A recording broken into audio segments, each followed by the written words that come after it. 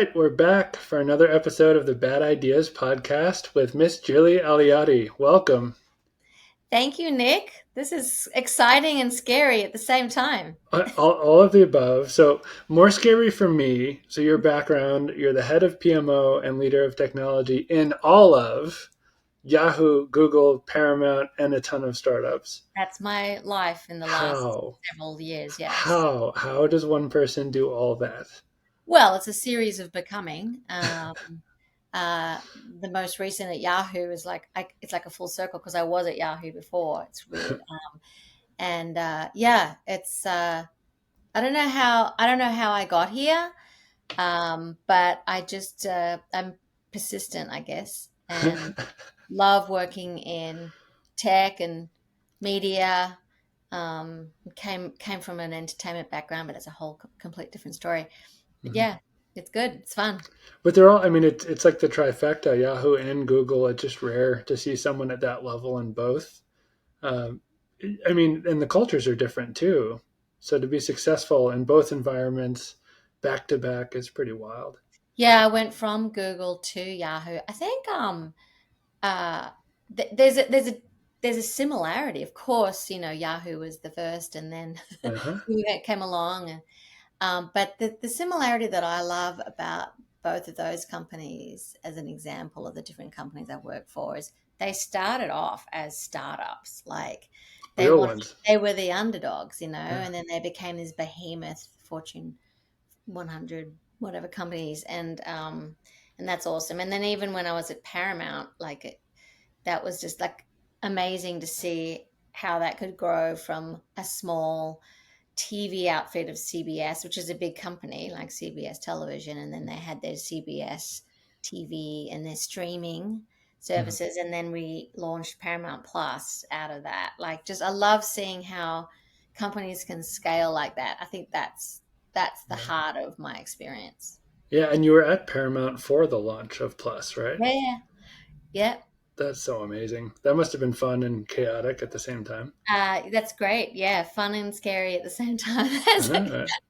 Uh-huh. Staying up all night, seeing if the launch would go well, and launches before that just to test it out. But amazing, and globally too, just doing things at scale. And you know, no one knew about it. Like the brand is new. It's like, but we wanted to be like Netflix and Disney Plus, and Yeah. you just that's scary and exciting. Yeah, they're huge.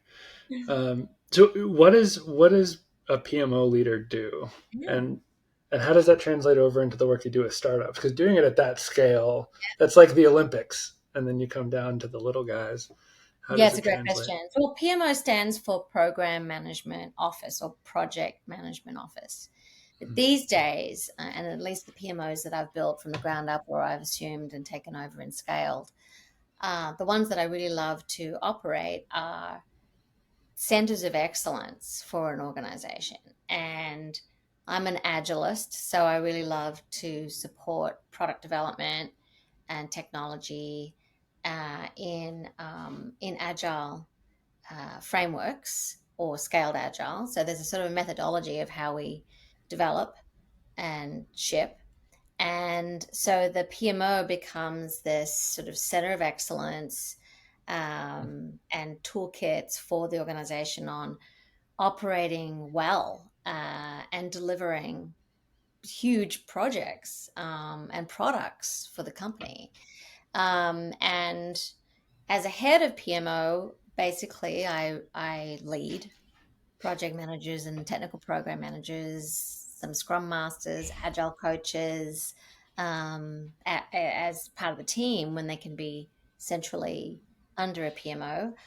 There's also portfolio management, how we're sharing the health of how we're doing in an organization, and a lot of that can align with like business operations, Mhm. but it's very much usually close to the engineering or the product engineering, product development, and design um, of building products or building marketing or building systems or IT. There's so many different areas of PMO, but my PMOs have been primarily in product development, built and launching products across media and tech, which has been great. So And I've like, had small outfits and large outfits. It just depends. yeah, well, Yeah. a couple large ones we figured on. But when you were at Paramount Plus, for example, so your teams were building the application that we all use now. So our teams, we were building, but we're Yeah, not coding. We're not the engineers, and we're yeah, not actually designing the UI and the UX, and we're not the product managers who are thinking through the user stories and the go to hmm, market. But we are central to getting things done. So how we do it, whether it's in a Scrum team or a Kanban, an hmm, Agile framework, or yeah, when we do it, how we plan, how we execute, how we deliver, how we release.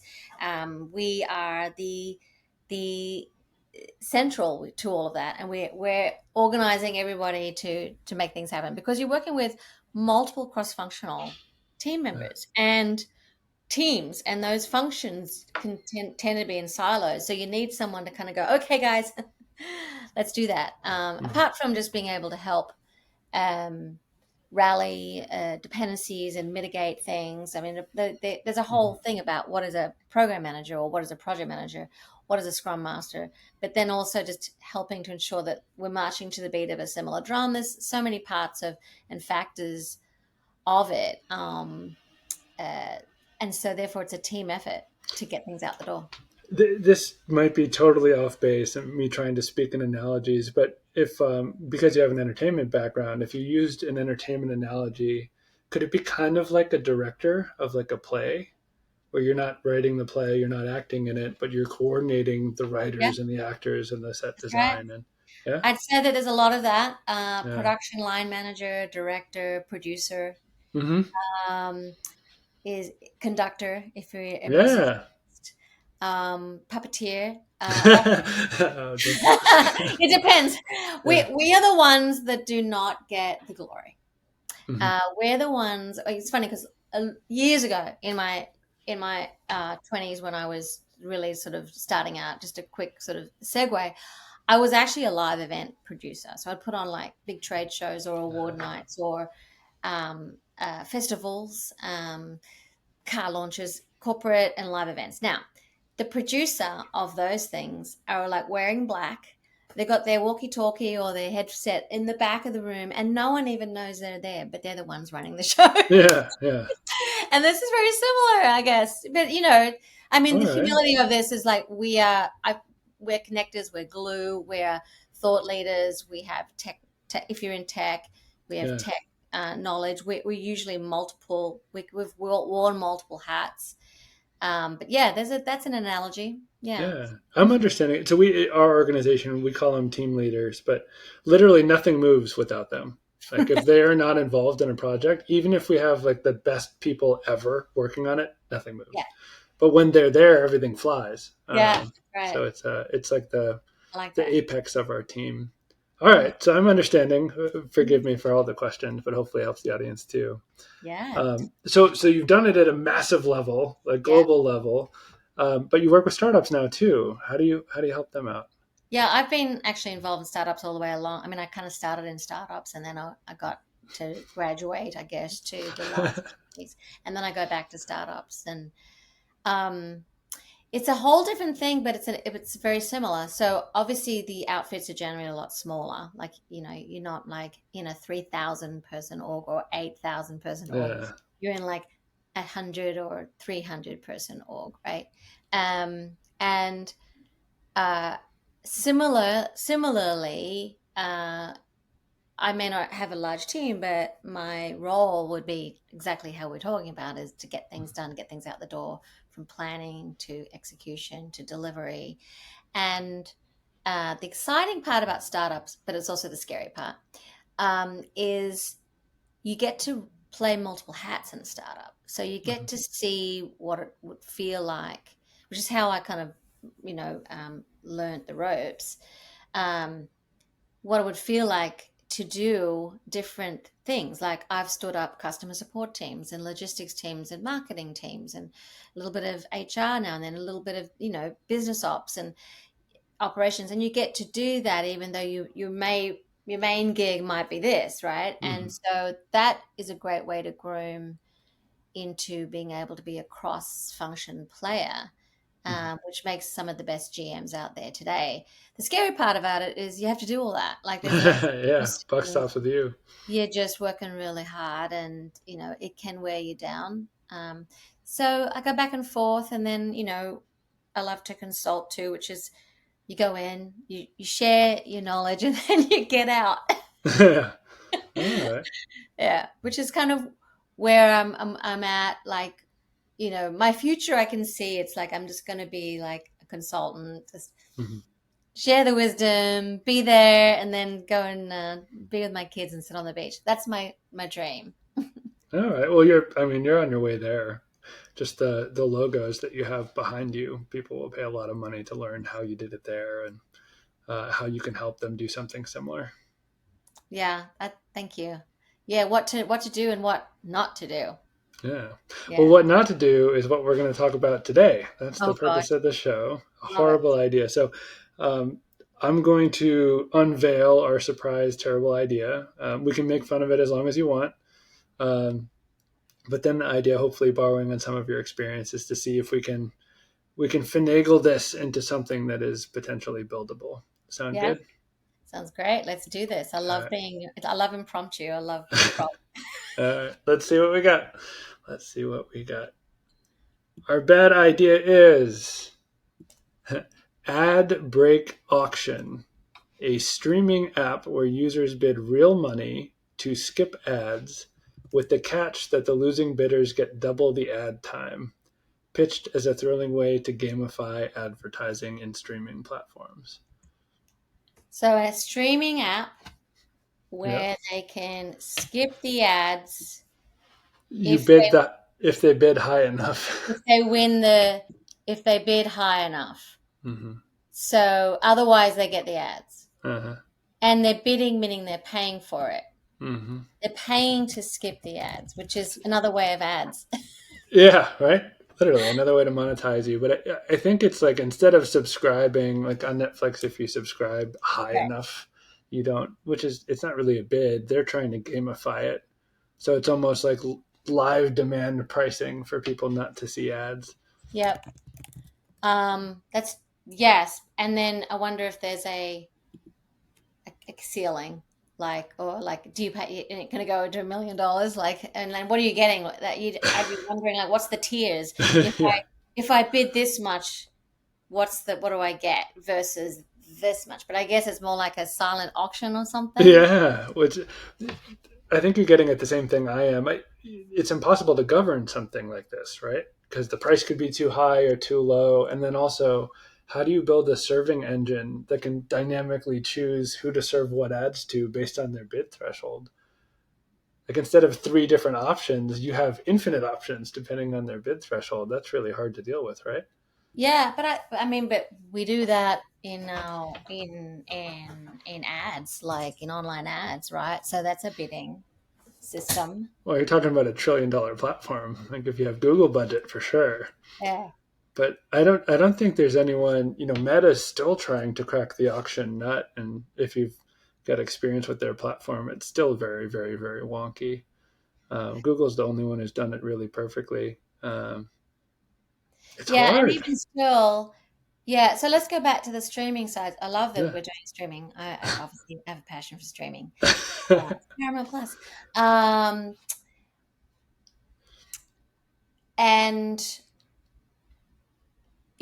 from my experience, we have um, subscription-based models, and we have ad ads-based models where it's free, no subscription, But you get ads. but you get the ads. So that's to simplify. That's what we're talking about, right? We've got a simplified no ads. Sorry, yeah, no ads. No, we've got a no ads. Subscription. No ads free. No ads subscription. I'm Yeah. confusing myself. And then a free one with ads. Ads. Yeah. Yeah, free one ads.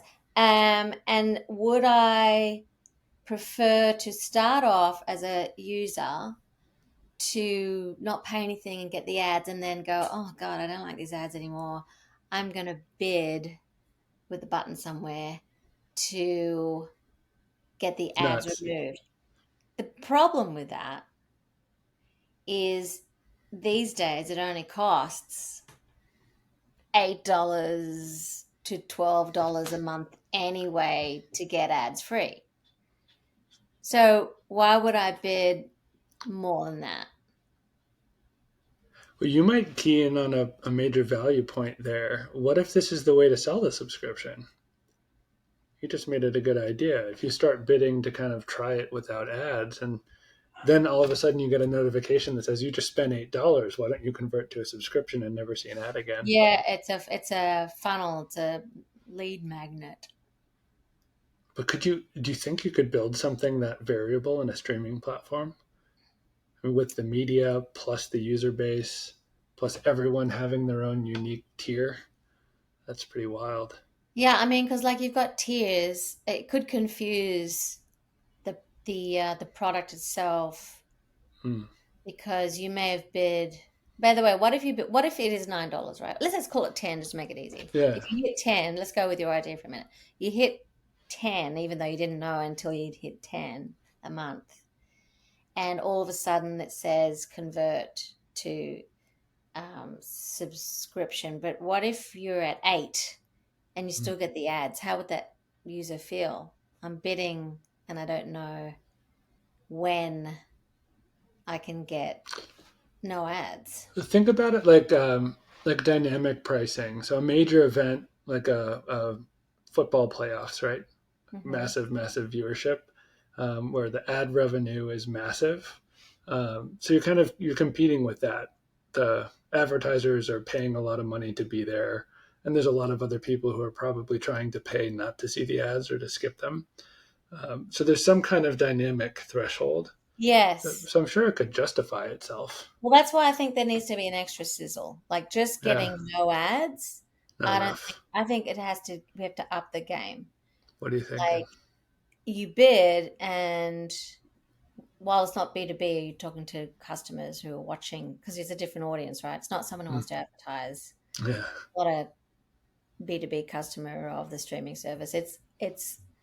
It's me. Yeah. yeah, we're just watching TV, right? So why would I want to bid? Because there's something cool that could be tied to experientially to an event, like the launch of a movie.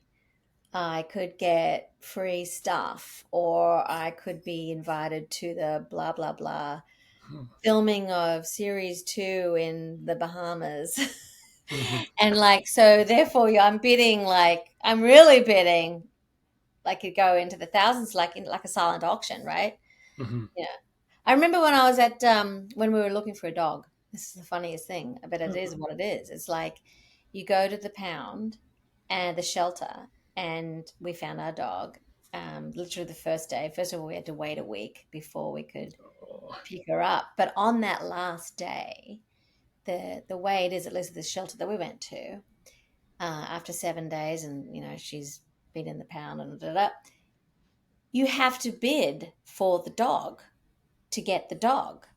And there are all these other people in the lobby. So for all we knew, my husband and I, we thought they're all wanting our dog, Bella. We ended up calling her because she was the best, right? She's the cutest dog, right? So you're silently like putting in a bid, like whatever you bid is your Yeah. bid. You can't change it, and the highest gets the dog, the highest. So then you have to put all these factors in as a guessing game. You're like, well, we're at the shelter, and you're looking around, and the dog, and the quality, and then you're putting up a figure, Mhm. right? That's not too over the top because you can go and get a non-shelter dog if you really want to, but also you don't want to Lose undercut, the and you dog. want to support the shelter. Yeah. So it's like this guessing. So you put it on a piece of paper and you put it in the envelope and you give it to the people at the front desk, and everyone in the lobby's done it, and you're just sitting there for like half an hour wondering if you get the dog. Oh. Well, we got the dog, and later we realized that none of them were going after our dog. Oh They were going no. after other dogs. Bidding against yourself, right? Yeah. But that's brilliant. Like they created an experience. It was rewarding for you because you got the dog, you know. Hmm. Um, So maybe there's something similar here. Like you said, if there's enough sizzle on the other end, um, but it's a valuable experience because you have no idea what other people are paying not to see. So you don't know if Yeah. your bid is a high enough tier to eliminate the ads from you. I like the gamifying of this. You're Yeah. saying it was fun. Well, it was a bit like scary, but like we really wanted the dog. We're like, can we change our bed just in case? No, this is your bed. But there is to like going back to the streaming service. If I as a user decided that I did not want to just pay the subscription and I wanted to go free and be part of the game part, the bidding part, I just called it the game. Like Yeah. imagine if it is a game and along the way it's like a competition where there's things that happen um, before you see who the winner is, like a competition, like who's going to win the American Idol. I don't know. You know what I mean? Like Mhm. there's things that happen. Who has to watch more ads? Yeah. No, that's Yeah. interesting. So your idea is there's a whole different experience. You don't just skip the ads. You actually get a different viewing experience if you're Well, yeah, there. you start. It's like a gamified community experience. I have another like side story that can support this theory. So I Yeah. love Starbucks. Well, I don't love it as much as now that I drink my own coffee at home. I've got my own little thing. Yeah. But I used to have Starbucks every day. So I was like really into trying to get stars on my Starbucks app. Not here to support Starbucks, just but the point being is um, in the holidays in December in the winter holidays, they do this game on your Starbucks app. That every time you go to it in the app, you can play to win more stars or win like the ultimate experience is 10 years free Starbucks. I think it's 10 years. It could be a Yeah. lifetime, but I think it's 10 years. I mean, that's like the holy grail, right? Mhm. And for a Starbucks drinker. And so it's a game, you're playing these games to unlock. And you know, there's spinning the wheels, the guy's got to jump over. It's a bit like Angry Birds. There's a whole different thing that they do, and they change it up every year. And then you get win. I won free cups of coffee, different things like that. And that's what I'm calling about the gamifying. So this could be a series of like it's a more way of interacting with the user. Yeah, I liked your kind of behind the scenes feel. And we're talking NFL. Have you ever been to a football game, a pro football game in the No, U.S.? only rugby, mate, from Oh, Australia. okay, there you go, the real sport. Well, if you ever do go, it's actually kind of like a rock concert. Like whenever the commercials are airing for the viewers, there's music or performers or like something being called out. It doesn't feel so much like a sporting event when you're there at the stadium. They really do a good job entertaining you, and there's a whole pregame like kind of production that goes on that you never see when Right. you're on TV. It's just commercials and then there's a kickoff. So if Yeah. people could pay and they're bidding to actually see all of that, there's no additional production needed. You're just airing what's already there, and it's valuable to folks. It makes you feel Yeah. like I you're mean, at the game. I mean, these days we have to do everything we can to keep customers locked into the product, especially in streaming. Yeah. There's so much competition. Like, I mean, I can't even tell you now myself how many streaming subscriptions we have, right? And so that's why they call it the streaming wars. So they're constantly like bringing down the price to bring people in and all of that. And the Mhm. quality of the content has to be great. And this is more of a content story. Yeah. It's like, well, you've got the content that you watch that the companies have licensed to or make originally for us as customers. But then there's this other side of it of just keeping you engaged, like, you know, like Rotten Tomatoes, you can, you know, and some of these streaming apps are connecting with Rotten Tomatoes and things like that, where you can when you thumbs up, thumbs down, it's part of liking the content. And that's gamifying. It's like getting you involved, getting you invested, Mhm. and then you can see the reviews. And like if we're bidding, but you're bidding for more than just a free subscription, I think that's the side product is you get the This subscription. is I think there has to be more because $10 doesn't, it's just not enough, I think. That's the bad idea. I think the good idea is expanding it to this whole experiential thing. yeah. The bad idea is that it's just removing ads, which isn't motivating. Let me invert that for you, though. Do you think there are pieces of content in a platform like Paramount that are worth a lot more than $10 or $20 for someone to see? Yeah, I mean, definitely, especially if you're into Taylor Sheridan. But yeah, he seems to like be doing everything with Paramount Plus. Like that's basically his show right now. But yeah, I'd say there would be all live sports, sporting events, like you were just talking about with the NFL, right? Yeah, NFL you're talking about, yeah. Um, all these American acronyms, I'm still getting used to it. we love our acronyms. Worse in But like business. that's like, but like on streaming app, like instead of just in person Yeah. at the event, there's this sort of experiential gate to get into access. Yeah, that's the extra. I feel like the streaming apps, at least from my awareness, like Paramount has the Stars partnership, right? I think I'm Paramount is with Showtime. Showtime. Showtime. Yeah, But they're all locked. You have to like subscribe to Showtime to see extra, all of them. It's not just for one. right. But it's the sort of thing where someone like me who's mathematically challenged when movies are involved, like if it was $6 for this movie and $5 for this movie and $12 for that movie, I'd buy three before I realized I paid more than the entire subscription cost, um, Right. The which would bundles. increase.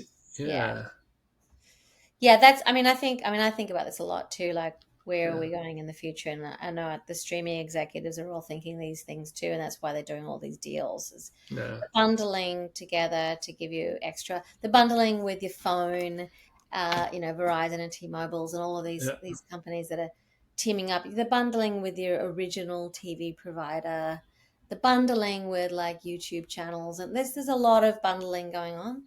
And I think there's uh, well, I know, but I won't give away too much. But you might be paying for a TV provider or a YouTube channel or something like that membership that gives you that access to a streaming service, and then you're paying for the streaming service as well. So they're kind of double dipping, and you have no idea. Like there's a lot of that going on while they're figuring it all out, and the goal would be like a one access for all, like pay and you get everything. Imagine. Yeah, yeah.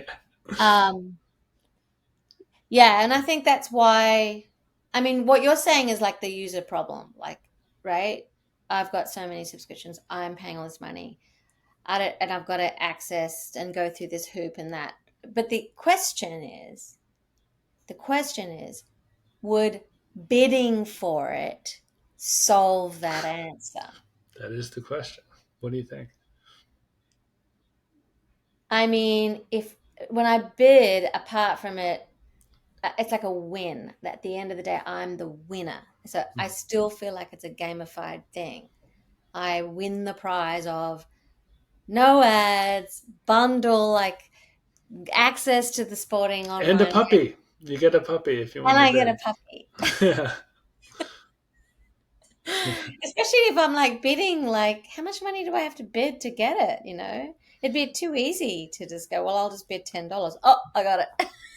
But that's what I think is super interesting. There's really no measure out there, and maybe you know that there is one, but there's no measure out there that shows like people would pay this much money to watch this program. It's all like the whole channel or nothing.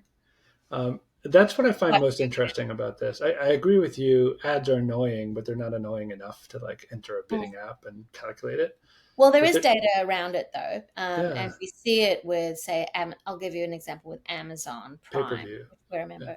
So we pay them a yearly membership for Prime, and we can get some videos, and of course we get free shipping from yeah, Amazon. But like when I want to go buy a movie, it's still $3 or $4 or $5. yeah. So there's a lot of research and study and data around, and it's done regularly by all of these streaming companies, all of these media companies, of how much will someone pay for something. So they do know on like Yeah, on there's a lot. There's a aggregate. lot of data around that. Yeah, and it's Yeah. it's it's Yeah. ongoing.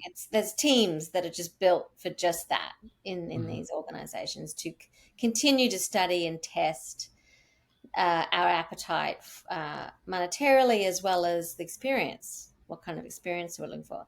it's changing a lot though. Like it's, since the few years that I haven't been at Paramount Plus, I'm sure it's changed tenfold. Like it changes so much. And also the economy is an influence. Yeah. Pandemic was an influence. Yeah. So many things that influence, but that's part of building these platforms is you have to constantly research. But I don't know the answer though. Like how Yeah. much? It's funny. I went into a cafe yesterday because I don't like go to Starbucks anymore. I like to find these coffee roasters and I like to go and actually see how they make the coffee. I'm really into it right now. The whole thing. And I was telling this like, mom and pop coffee roaster who charged me $5 for the latte that I'd gone to this other place and they charged me $6.50, but they were showing me the beans and that. And he's like, "So tell me, would you pay $6 for a coffee?" And I'm like, "Oh gosh, he's actually using me as a test." And I, Yeah. of Yeah. course, I said, "No, don't Yeah. don't raise my coffee price." Yeah. But yeah, Interesting though. So he's seeing it too. I I feel like this is one of those things that would be really interesting to try. My hope is that some of these pricing teams, because you're the guest, tune into this episode and they're like, all right, what's she saying? Maybe we can steal some ideas. yeah. And Well, hopefully, they can comment and tell us. the novelty, I think we agree on, is that it's gamified. It's not so much that it's the ads or the subscription, it's that it's a new way of deciding what you see or not. Yeah, And people that, want to be involved. yeah. Yeah, I think that's at least that's what I've learned from bringing in the reviews and the thumbs up. That they're part of the they're part of the reviews of the movie for others, and I think that's why a company like Rotten Tomatoes does well because they're offering the user to have a voice and have a say, which is kind of scary. But and like music, the music industry is that way too now, right? You can go on Spotify and decide thumbs up, thumbs down, add it to your playlist. Like, it's really it's a customer's market. Like they're running the show based on what they want to hear. And so therefore in the streaming, I think that'd be kind of cool is okay, let's go there. Bidding on specific shows. I don't know what I get yet, but to show that they're the ones that are the most important would also help the company know which ones are the most important maybe, but they know it by they watch, they behind the platform they can track everything a user does. I've got an idea to run by you that may be really bad. Okay. What if it's a credit system? Your subscription, your $9 a month gives you 1,000 credits, and you can put them towards whatever you want in the Yeah. app. So it's kind of like bidding, but like if you really just want to watch a couple shows or a couple movies, you can do that, and then the company can really see how you're consuming content there and come up with an offer to lock you into where they want you. Yeah, I love the idea of having a credit to do more. Hmm. Whether I bid or just pay for it up front, I don't know, but I love the idea of that of I've got these credits, what do I want to spend it on Hmm. in usage. um Yeah, I just don't know where the bidding comes into this yet. I All think right. I really want like a pot of gold at the end of this rainbow if I'm bidding. Like Yeah. it's an event. Yeah. All right. So that's our evaluation of the ad break auction. It's partially thought out. Like there's a device, but there's no path for the device to take you on, and that's why it's a bad idea.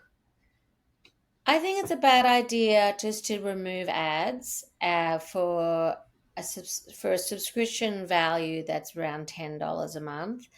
I I think it would get to a point where how much do I need to really bid here? It's like it's not much of a rope Yeah.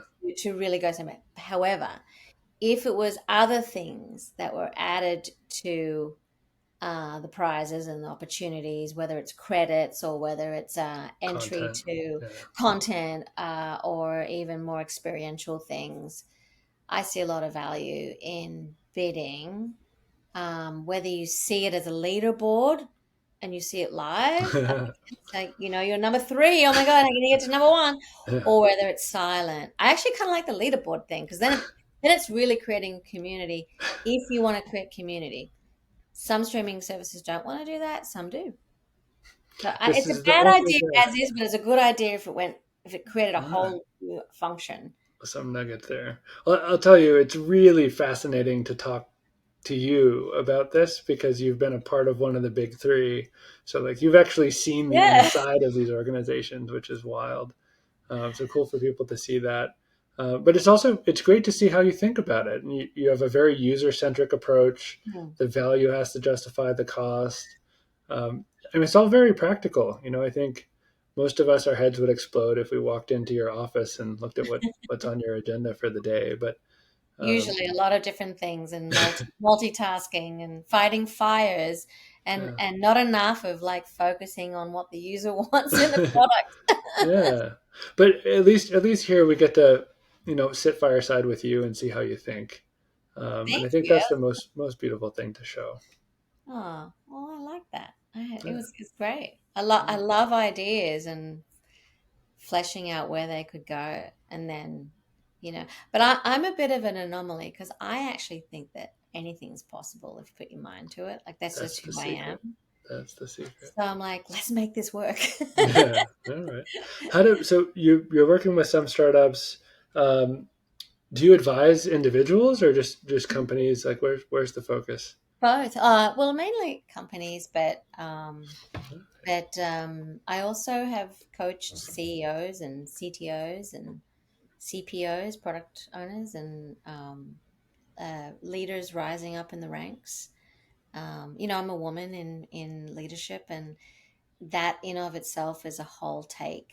And I'm very passionate about helping others when I help myself. So I've always been that kind of person. That's why I would consult and coach, is because I love to help. But no, I think that I like both things, whether it's startup or consulting or Coaching and larger, advising. yeah, Yeah. coaching, advising, or larger organizations. It's I've been an internet junkie since it started, and I'm a tool geek, and I love getting things done and being productive and showing others the way, and that's why I love agile and Mhm. um, tech and media and entertainment all thrown in together is just so much fun. And being in Oh, LA and California has even made it even more fun for that. So yeah, in the that's heart it. of it. So when we publish this, hopefully in a couple of weeks from now, um, should we put your LinkedIn profile up so people can reach Yeah, out if they? All do right, it. all right. We'll send some folks your way. Thank you. Thank you so much for doing this. This is really amazing. Super grateful to have you here. I'm very flattered and honored to have spent some time with you, Nick. This Thanks is so great much. what you're doing, and you're so approachable, and I can imagine that anything that you put out to the world, people would just, soak it up because that's the only way you can do. You can only do things like human centric, one human at a time. Yeah, yeah. Well, I appreciate that. I think my mission is to throw out enough bad ideas that people start feeling confident about their own. So episode by episode, especially with smart people like you, we get to break these down and make people feel a little confident that what they have maybe isn't so bad, so they give it a shot. I think We'll that's see. so important, and you know, to go there for a minute. When you have an idea in the space that I'm in, which is tech and media, but I'd say in any entrepreneurial pursuit, there's a key, and that is you are going to fail. You're going to Yeah. fail. But what you do is you fail fast and you get right back up and you learn and iterate, adapt, and try again. Mhm. That is what it's all about in entrepreneurship. And so failure is just part of success. Hey, there's the quote. That's our There it clip is. for the show. Thank you so much. Awesome, awesome to have you here. Super grateful. Thanks for having me.